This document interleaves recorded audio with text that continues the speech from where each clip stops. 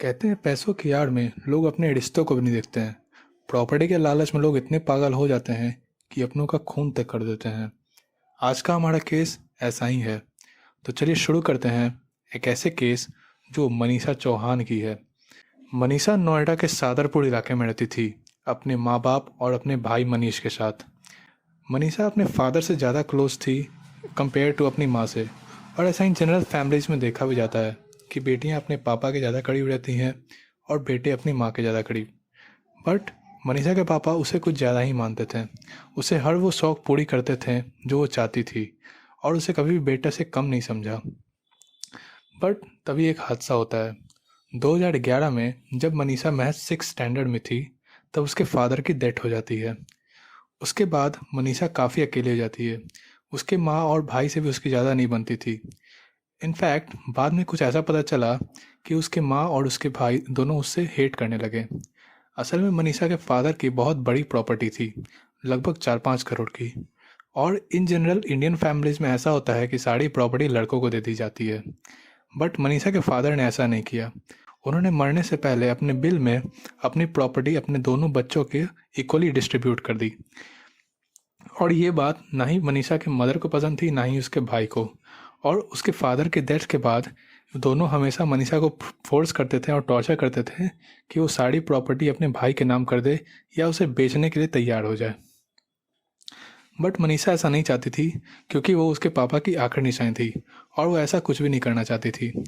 जैसे तैसे करके मनीषा ने अपनी पढ़ाई कंप्लीट की और गुड़गांव में ही एक टेक रिलेटेड जॉब उसे मिल गई। वो अपने जॉब में काफ़ी खुश रहती थी और हमेशा लोगों से हंसते हुए बात करती थी। बट उसके हंसी के पीछे उसका बहुत बड़ा दुख था।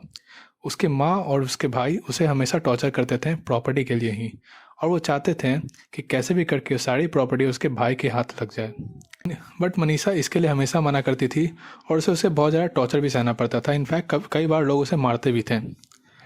बट और धीरे धीरे करके ऐसा ही चलता रहा। फिर उसके बाद उसके भाई मनीष की शादी होने वाली थी। तब मनीषा को ऐसा लगा कि शायद शादी के बाद उसके भाई बदल जाएं। बट वो उसके लाइफ का सबसे बड़ा नाइटमेयर बन गया। उसके मनीष की वाइफ का नाम शिखा था, जो शादी के बाद एक नॉर्मल बहू की तरह रहती थी। घर में सब लोगों का ख्याल रखना, सबसे अच्छे से बात करना एंड ऑल। और वो मनीषा से भी काफ़ी अच्छे तरीके से बिहेव आती थी। बट एक दिन मनीषा ने शिखा को एक दूसरे लड़के से बात करते हुए देखा। उस लड़के का नाम पवन था। फिर उसके बाद मनीषा ने शिखा के फ़ोन रिकॉर्ड्स चेक किए और व्हाट्सएप मैसेज चेक किए, तो पता चला कि पवन उसका बॉयफ्रेंड है और उसकी भाभी का एक एक्स्ट्रा मैरिटल अफेयर चल रहा है। उसने ये बात अपने भाई मनीष को कई बार बताने की कोशिश की, पर वो प्रॉपर्टी के कारण इतना अंधा हो गया था कि वो अपनी वाइफ पे हमेशा भरोसा करता था, अपनी बहन पे नहीं। और इस वजह से अब उसकी भाभी शिखा भी मनीषा से काफ़ी नफरत करने लगी थी। वो भी उसकी डिसरिस्पेक्ट करती थी और कई बार उसे मारती भी थी। फिर एक दिन जब मनीषा अपने ऑफिस से घर वापस आई, तो उसने अपने भाई मनीष के कमरे से कुछ आवाज़ सुनी। उसे लगा कि उसका भाई घर पे ही होगा। फिर उसने जब कमरे में झांक कर देखा तो वो शॉक्ड हो गई। उस कमरे में उसका भाई नहीं था, पवन था, और वो भी उसकी भाभी के साथ। फिर उसके बाद मनीषा ने मौका देखते ही उसकी वीडियोस निकाल ली, फ़ोटो ले ली और उनके फ़ोन से व्हाट्सएप मैसेजेस अपने फ़ोन में ट्रांसफ़र कर लिए एज अ सबूत, जो अपने भाई को दिखाना चाहती थी। जैसे ही उसका भाई घर पे आया, उसने सारी वीडियोस और फ़ोटो अपने भाई को दिखा दी।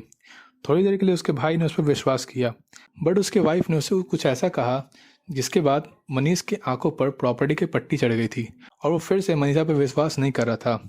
इनफैक्ट वो इतना अंधा हो चुका था कि सारे प्रूफ्स वीडियो होने के बावजूद भी वो अपनी बहन पर विश्वास नहीं कर रहा था। और उसके बाद शिखा को मनीषा पे चिढ़ कुछ ज़्यादा ही बढ़ गई। उसे वो खाने में जहर मिलाने की भी धमकी देती थी, इसलिए मनीषा ने अपना खाना खुद बनाना शुरू कर दिया था। बट अब मनीषा इन तीनों के नज़र में, यानी मनीष, शिखा और पवन के नज़र में कुछ ज़्यादा ही खटकने लगी। शिखा पवन को सिखाती थी कि अगर मनीषा ज़िंदा रही तो हमें कभी एक होने नहीं देगी, और मनीष को सिखाती थी अगर ये ज़िंदा रही तो कभी प्रॉपर्टी हाथ में नहीं लगने देगी। और इसलिए इन तीनों ने मनीषा से छुटकारा पाने के लिए एक प्लान बनाया।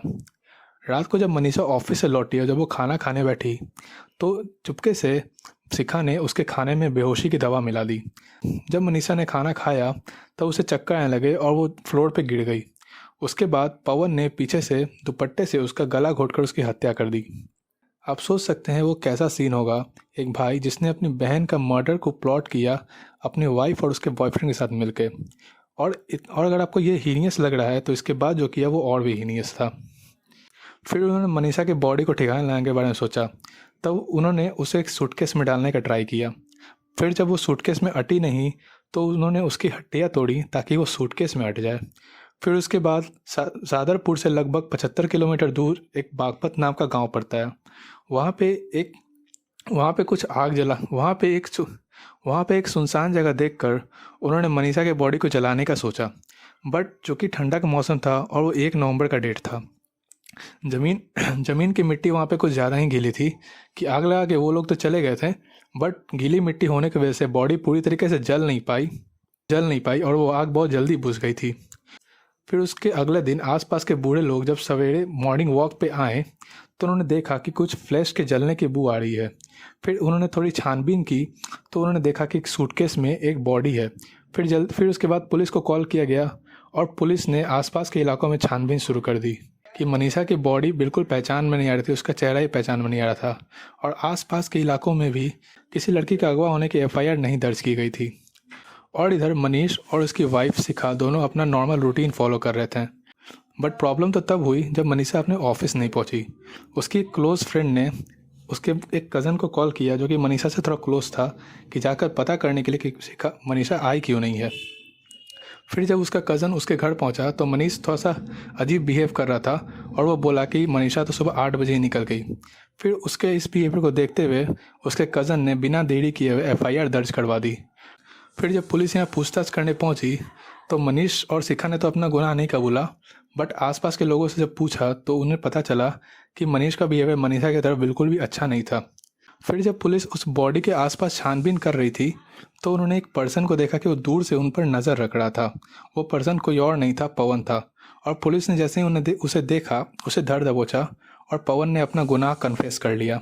उसके बाद क्या था, दोनों को पुलिस ने अरेस्ट किया और फाइनली उन्होंने भी अपना गुनाह कबूल किया और आज वो उम्र कैद की सज़ा भुगत रहे हैं। तो प्रॉपर्टी भी उनकी नहीं हुई और उनकी लाइफ भी उनकी ख़राब हो गई। तो कैसा लगा आपको ये केस, कमेंट करके बताइएगा। और आज का केस यहीं पे क्लोज होता है। Thanks for watching.